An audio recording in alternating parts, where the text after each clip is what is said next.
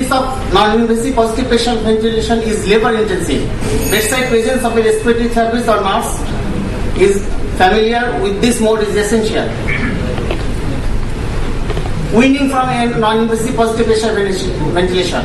Initially, weaning should be during the day with extended period of and ventilator for meals, physiotherapy, nebulized therapy, etc. After successfully weaning during the day, many patients require additional night on NIV. Conclusion: the indication of a non-invasive positive patient ventilation are not as clear in patients with non-COPD causes of acute respiratory failure.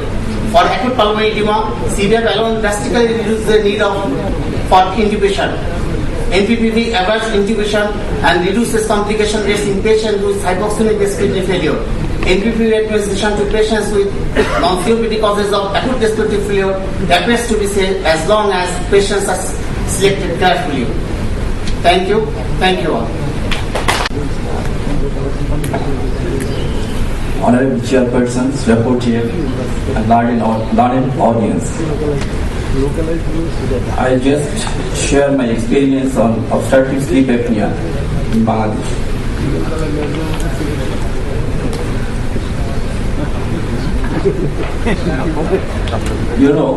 Sleep is a physiological, reversible state. Why sleep is important? It's key to our health, performance, safety, and quality of life.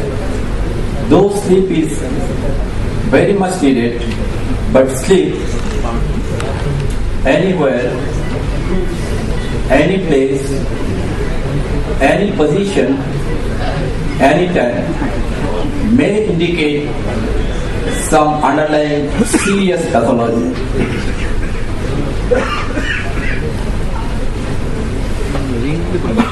Now, why there is excessive daytime sleepiness? Obstructive sleep apnea, narcolepsy, hypothyroidism, periodic sleep movement, and idiopathic hypersomnia. As you know, obstructive sleep apnea is cessation of blood flow with ongoing respiratory effort. How does it present? It presents with excessive daytime sleepiness, snoring, weakness, apnea, etc. My observation on 40 patients aged 20 to 75 years, one or more of the following symptoms: excessive daytime sleepiness, snoring, choking, morning headache, weakness, apnea, uncontrolled hypertension. Patients suffering from heart failure, neurological disorder, and renal failure were excluded. Age distribution was like this.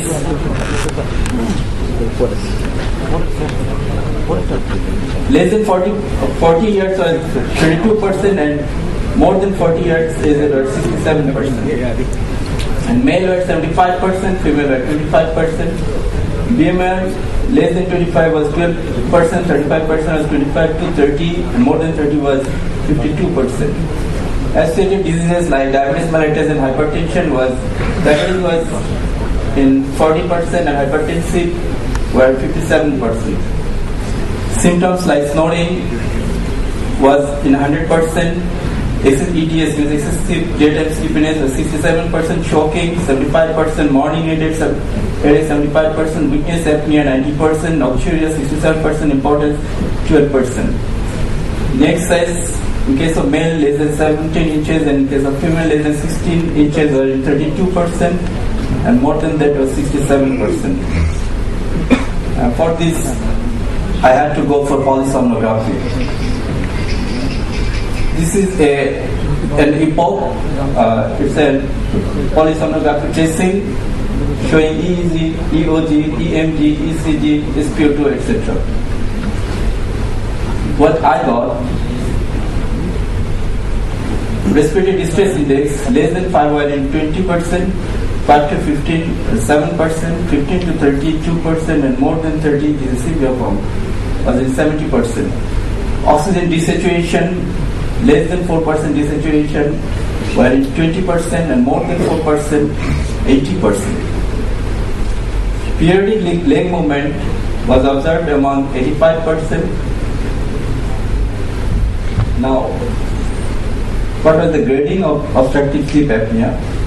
Normal was 20%, mild form of OSA was 8%, moderate 2%, and severe form 70%, quite significant.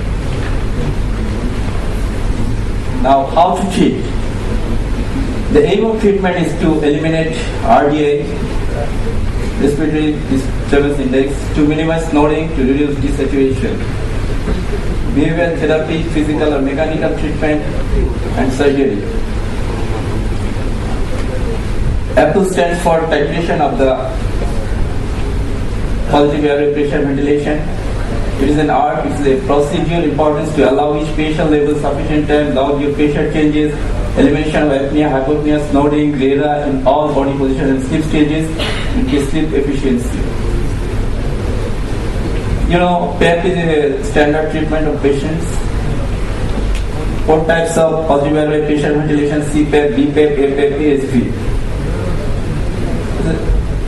Mild form is 5 to 15, 15 to 30 is moderate, more than 30 RDI is severe form. For PAP, begin at minimum 4 centimeter pressure, increase at least 1 centimeter at not less than 5 minutes interval. Recommended maximum pressure more than 12 bars, CPAP 20 and IPAP 30.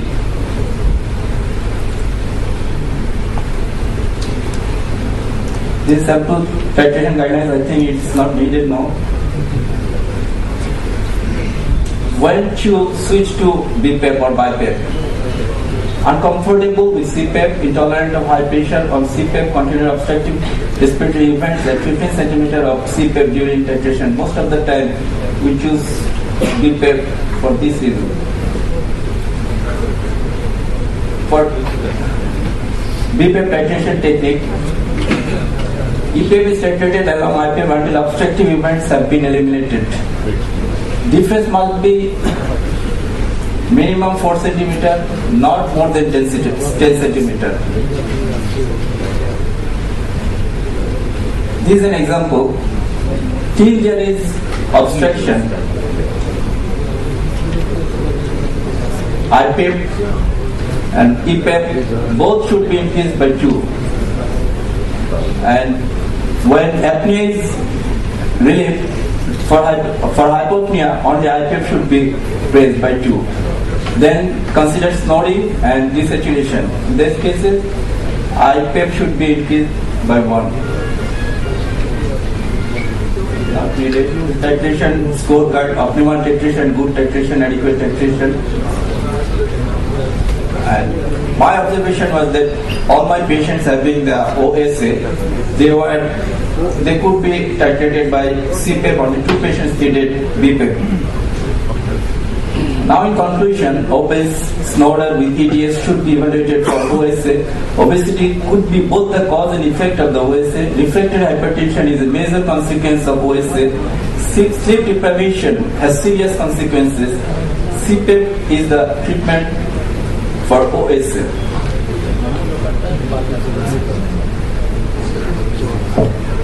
We wish